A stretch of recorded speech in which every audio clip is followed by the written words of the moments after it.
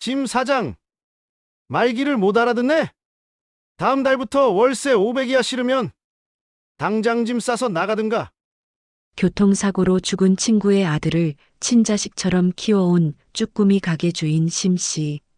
자식 하나 없던 그녀에게 청년 진우는 단순한 양아들이 아닌 삶의 유일한 희망이었습니다. 하지만 가게가 대박나자 본색을 드러낸 건물주 조 회장. 월세를 하루아침에 10배나 올리는 것도 모자라 가게 영업권까지 뺏으려 용역들까지 동원해 심씨를 벼랑 끝으로 몰아넣습니다. 엄마, 울지 마세요. 저 사람이 뺏어간 거 이자가 붙어서 돌아올 테니까. 평소 말수 적고 착하기만 했던 아들 진우하지만 그는 사실 데이터 속에서 진실을 찾아내는 숫자의 천재였습니다. 가게 쓰레기통에 버려진 영수증 조각 하나로 시작된 추적. 조 회장이 숨겨온 유령 법인과 수십억 대 탈세, 그리고 정재계를 뒤흔들 비리 장부의 실체가 진우의 손끝에서 낱낱이 해체되기 시작합니다. 이거 진짜 내가 다 찾아낸 거야? 이 정도면 조 회장은 평생 감옥에서 못 나와. 착한 엄마를 건드린 대가는 생각보다 가혹할 것이다. 악질 건물주의 목줄을 죄는 천재고와 청년의 소름 돋는 복수극. 지금 바로 공개합니다. 사연 시작 전에 구독, 좋아요 꼭 눌러주시고 어디서 듣고 계시는지 댓글 남겨주시면 행운을 보내드립니다. 세상에는 참으로 잔인한 우연이 존재합니다. 제 인생이 송두리째 바뀐 그날도 그랬습니다. 20년 전 저는 서울 변두리의 작은 시장통에서 남편도 없이 홀로 식당을 꾸려가던 평범한 여자였습니다. 자식이 생기지 않아 남몰래 가슴앓이를 하던 저에게 유일한 위안은 고등학교 시절부터 붙어 다녔던 단짝 친구 수키였습니다. 수키는 저와 달리 일찍 가정을 꾸려 눈에 넣어도 아프지 않을 아들 하나를 두고 있었죠. 그 아이가 바로 지금 제 곁을 지키는 진우였습니다. 비극은 예고 없이 찾아왔습니다. 수키 내외가 진우의 5살 생일을 맞아 나들이를 가던 길에 음주운전 차량에 들이받치는 참혹한 사고를 당한 것이었습니다. 부모는 현장에서 즉사했고 뒷좌석 카시트에 타고 있던 어린 진우만이 기적적으로 목숨을 건졌습니다. 아수라장이 된 장례식장에서 먼 친척이라는 사람들은 그 누구도 부모 잃은 아이를 거두려 하지 않았습니다. 오히려 수키가 남긴 작은 전세금과 보험금을 어떻게 나눌지만을 두고 핏대를 세우며 싸워댔죠. 그 추악한 꼴을 보고 있을 수 없었습니다. 저는 그 길로 아이를 제 품에 안고 나왔습니다. 이 아이 내가 키우겠습니다.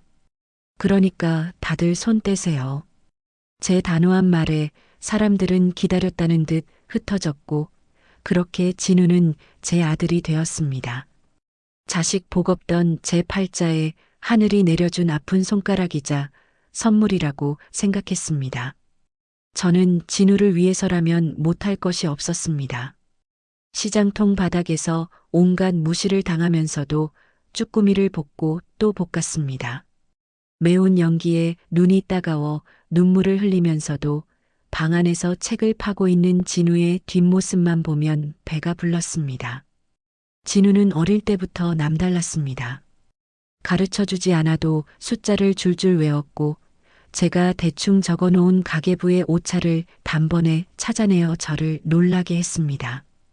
동네 사람들은 심신의 아들이 천재가 났다며 부러워했지만 저는 그저 진우가 엇나가지 않고 반듯하게 자라주는 것만으로도 감사했습니다. 하지만 평화는 오래가지 않았습니다. 5년 전 제가 운영하던 시장 골목 건물이 경매로 넘어가면서 소위 강남의 큰손이라 불리는 조태식 회장이 새 건물주가 되었습니다. 처음 그 남자를 봤을 때 느꼈던 그 서늘한 기분을 잊을 수가 없습니다. 비단옷 대신 명품 수트를 빼입고 번들거리는 구두를 신은 채 시장 바닥을 훑어보던 그 눈빛.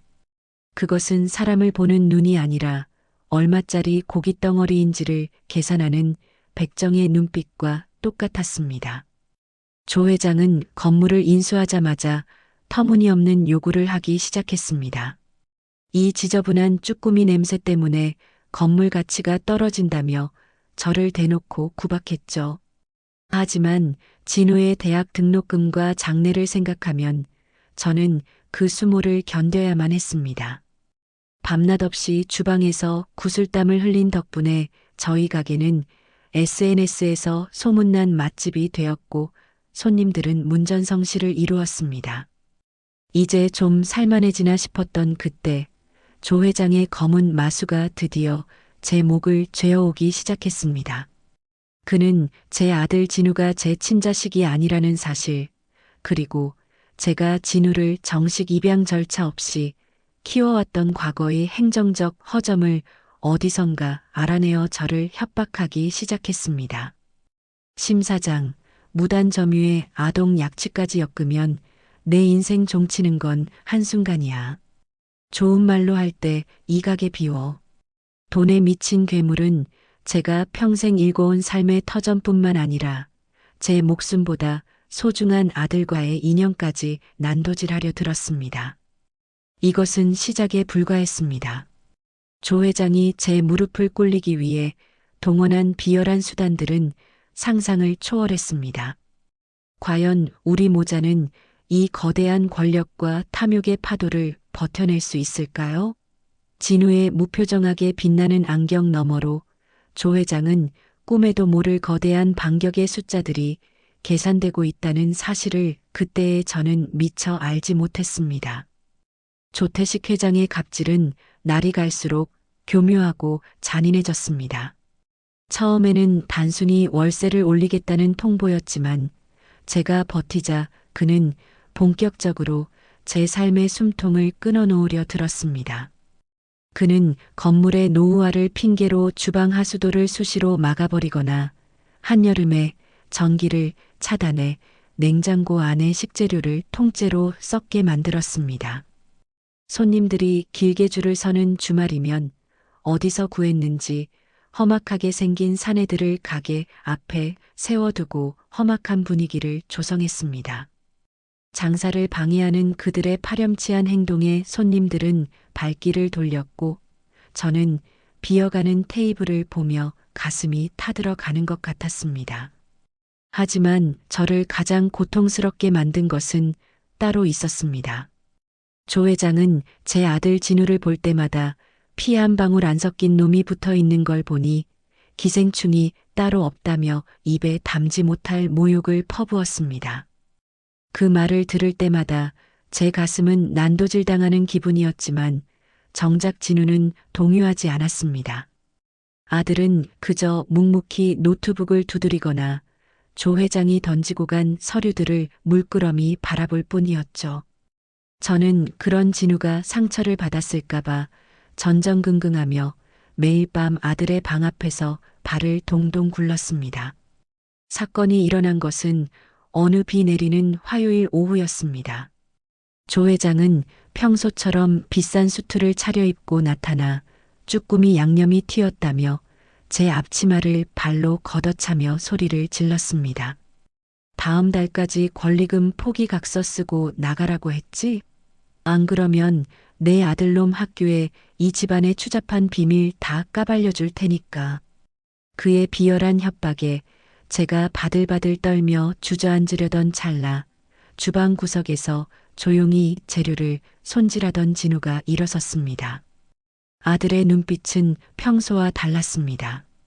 무서울 정도로 차갑고 고요했죠. 그날 밤 진우는 조 회장이 실수로 흘리고 간 낡은 수첩 하나를 제게 보여주었습니다.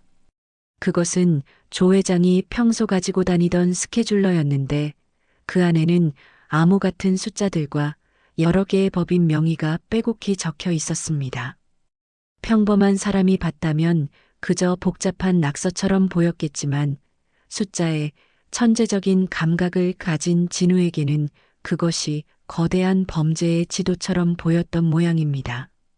진우는 밤을 새워 노트북을 두드리며 조 회장이 소유한 건물들의 등기부등본과 유령법인들의 자금 흐름을 추적하기 시작했습니다. 저는 아들이 위험한 일에 휘말릴까봐 겁이 났습니다. 진우야, 그냥 우리가 나가면 돼. 저런 사람하고 엮여서 좋을 거 없다. 제가 눈물로 호소했지만 진우는 제 손을 꼭 잡으며 처음으로 단호하게 말했습니다. 아줌마, 아니 엄마.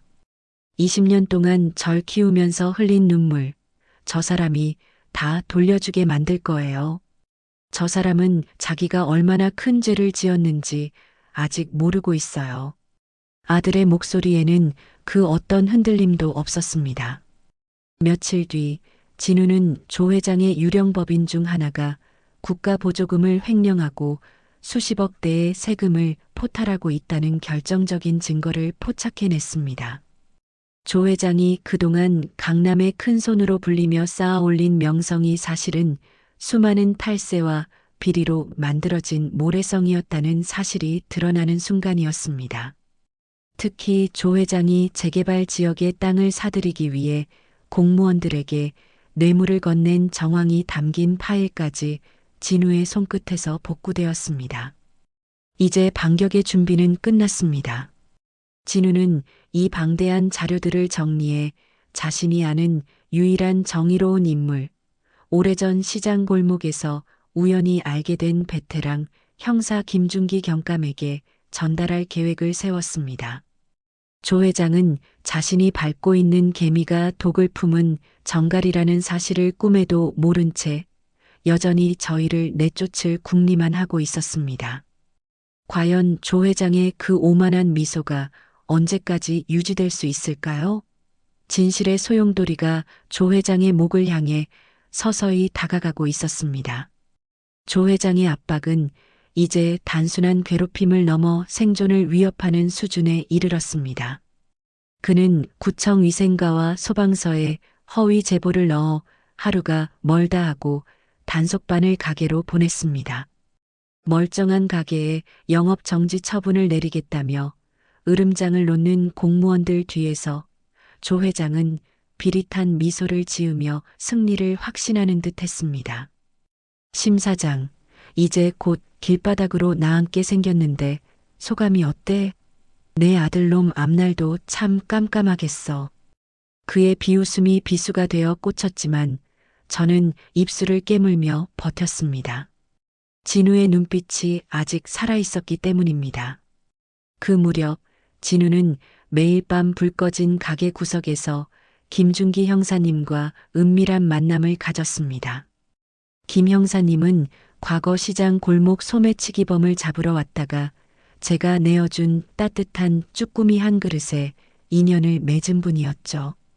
진우가 건넨 USB 속 자료를 확인하던 김 형사님의 안색은 시간이 갈수록 딱딱하게 굳어갔습니다. 진우야, 이건 단순히 월세 문제가 아니다. 조태식이가 건드린 돈줄이 어디까지 연결되어 있는지 상상도 못하겠어. 이건 대한민국을 뒤흔들 권력형 비리야. 형사님의 목소리에는 경악과 분심이 섞여 있었습니다. 하지만 상대는 거물이었습니다. 조 회장은 이미 경찰 윗선과 검찰까지 든든한 줄을 대놓고 있었고 섣불리 움직였다가는 오히려 저희 모자가 역공을 당해 영원히 입이 막힐 수도 있는 상황이었습니다. 진우는 서두르지 않았습니다. 아들은 조 회장의 가장 큰 약점이 바로 그의 오만함이라는 것을 정확히 꿰뚫고 있었습니다. 진우는 조 회장이 제 발로 파멸의 구렁텅이에 들어오게 할 정교한 함정을 설계하기 시작했습니다. 진우는 조 회장에게 일부러 가게를 넘기겠다는 거짓 항복 의사를 비쳤습니다. 조 회장은 기다렸다는 듯 권리금도 받지 않고 나가겠다는 불공정 계약서를 들고 기세등등하게 가게로 찾아왔습니다. 드디어 제정신이 들었구먼. 진작 이럴 것이지. 조 회장은 의심 없이 계약서에 사인을 종용했지만 그는 알지 못했습니다. 진우가 내민 그 계약서 뭉치 사이에는 조 회장이 평소 차명 계좌로 관리하던 유령법인의 인감이 찍혀야만 하는 비밀 장부 보관 확약서가 교묘하게 끼워져 있었다는 사실을요. 조 회장은 자신의 승리에 취해 서류 내용을 제대로 확인하지도 않은 채 도장을 찍어버렸습니다. 그 순간 진우의 입가에 찰나의 미소가 스쳤습니다. 그 도장이 찍히는 순간 법적으로 조 회장은 자신이 운영하던 모든 유령법인과 비자금 계좌의 실소유주임을 스스로 자백한 꼴이 되었기 때문입니다. 이제 조 회장은 빠져나갈 구멍이 없는 덫에 완전히 걸려들었습니다. 하지만 조 회장도 호락호락하지 않았습니다. 그는 저희가 뭔가 꿍꿍이가 있다는 것을 뒤늦게 눈치채고 용역들을 시켜 진우의 노트북과 자료들을 강탈하려 들었습니다. 어느 어두운 밤 가게 문을 닫고 정리하던 저희 앞에 검은 양복을 입은 사내들이 들이닥쳤습니다. 그들은 가게를 난장판으로 만들며 진우를 위협했습니다. 그 USB 어디 있어? 순순히 내놓으면 목숨만은 살려주마. 칼날 같은 위협이 진우의 목전까지 다가왔을 때 제 심장은 멎는 것만 같았습니다. 일촉즉발의 위기 상황, 진우는 떨리는 손으로 노트북 엔터키를 눌렀습니다. 이미 늦었어요. 지금 이 순간 모든 자료는 언론사와 경찰청 본청으로 실시간 전송되고 있으니까. 진우의 목소리는 비바람 속에서도 꺾이지 않는 대나무처럼 단단했습니다. 과연 진우의 도박은 성공할 수 있을까요? 가게 밖에서 들려오는 요란한 사이렌 소리가 절망의 끝인지 아니면 통쾌한 역전극의 서막인지 알 수 없는 적막이 가게 안에 감돌았습니다. 사이렌 소리는 점점 가까워졌고 가게 안을 가득 채웠던 긴장감은 폭발하기 직전의 풍선처럼 팽팽해졌습니다. 진우를 위협하던 용역들은 당황한 기색이 역력했습니다. 이 새끼가 진짜 죽으려고 환장했나? 우두머리 격인 사내가 진우의 멱살을 잡으려던 그 찰나 가게 유리문이 박살나며 김준기 형사님과 무장한 경찰들이 들이닥쳤습니다. 모두 손머리 위로 올려. 움직이면 현행범으로 체포하겠다. 김 형사님의 불호령에 용역들은 힘없이 무릎을 꿇었습니다. 그 시각 강남의 최고급 펜트하우스에서 승전보를 기다리던 조태식 회장은 자신의 휴대폰으로 쏟아지는 속보를 보며 비명을 질렀습니다. 진우가 설계한 프로그램은 정확했습니다.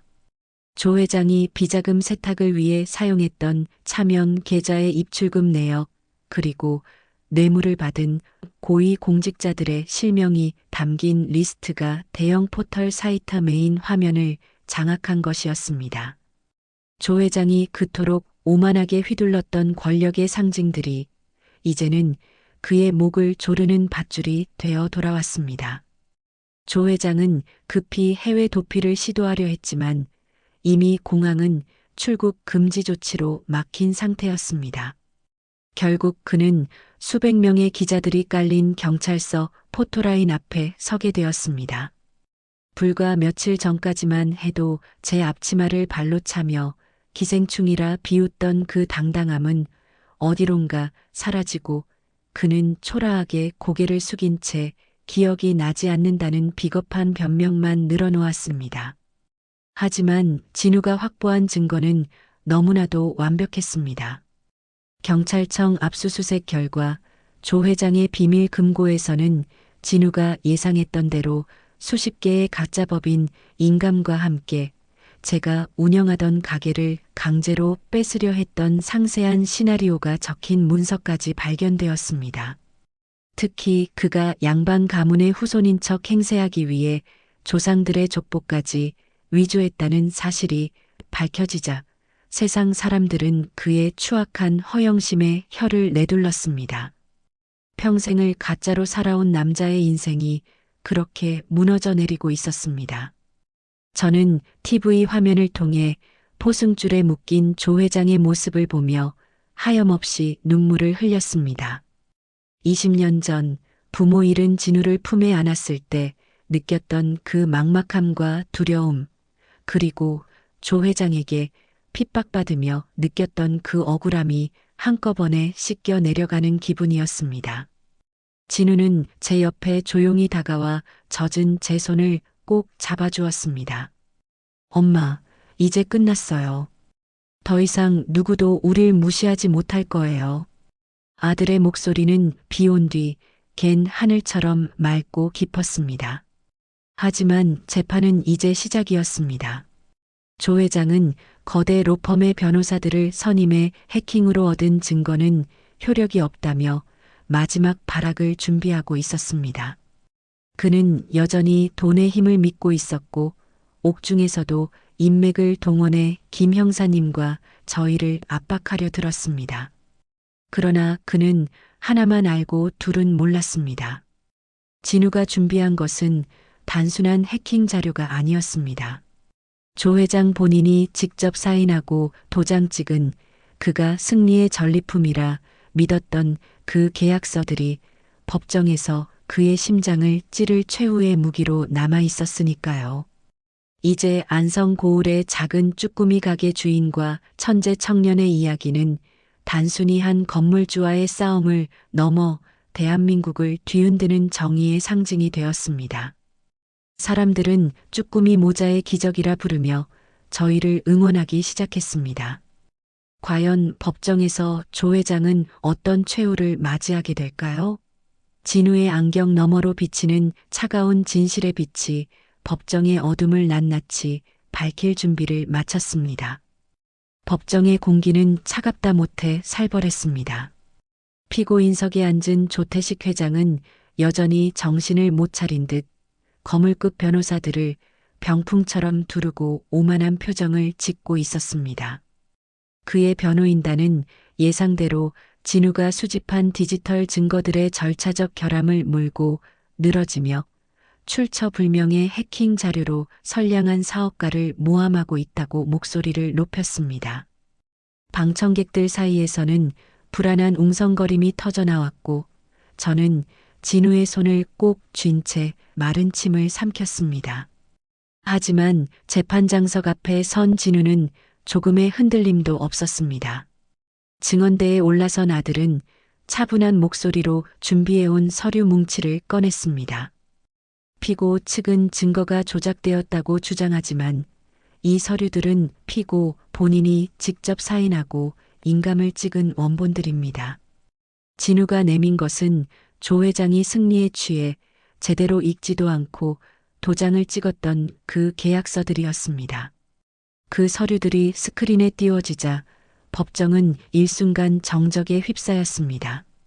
단순히 가게를 넘기겠다는 계약서인 줄 알았던 문서 안에는 조 회장이 실소유주로 있는 유령법인들의 자금 세탁 경로를 본인이 직접 확인하고 승인했다는 내용이 정교한 문구로 삽입되어 있었습니다. 숫자의 천재인 진우가 법의 허점과 조 회장의 탐욕을 이용해 설계한 자백의 덫이었습니다. 조 회장의 얼굴이 순식간에 흑빛으로 변했습니다. 결정타는 그 다음이었습니다. 진우는 조 회장이 그동안 자신의 천박한 과거를 세탁하기 위해 위조했던 명문가 가계부와 가짜 족보의 실체를 폭로했습니다.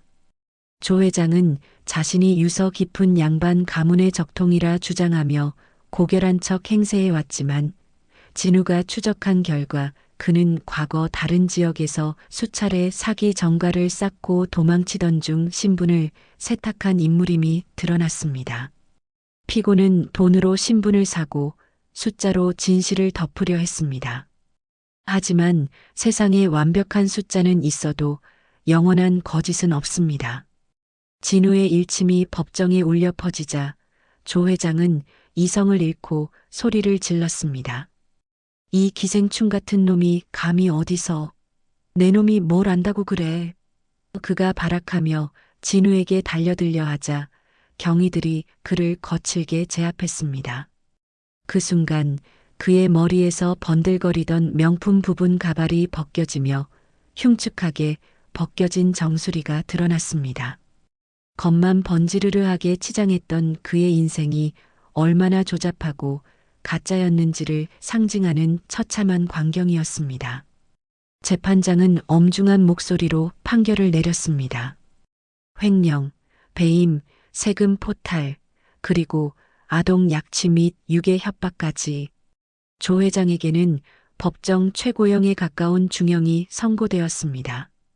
그가 평생을 바쳐 모았던 부정한 재산들은 전액 몰수 및 추징 판결이 내려졌습니다. 조 회장은 실성한 사람처럼 웃다가 울며 포승줄에 묶인 채 끌려나갔습니다. 그를 떠받들던 변호사들도 서둘러 짐을 챙겨 그를 외면한 채 법정을 빠져나갔습니다. 저는 법정 문을 나서며 눈부신 햇살 아래 섰습니다.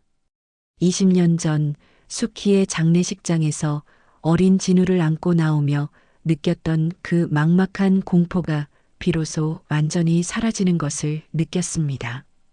진우는 제 어깨를 감싸 안으며 나직이 말했습니다. 엄마, 이제 정말 우리 가게로 돌아가요. 가서 사람들에게 진짜 맛있는 쭈꾸미 대접해 드려야죠.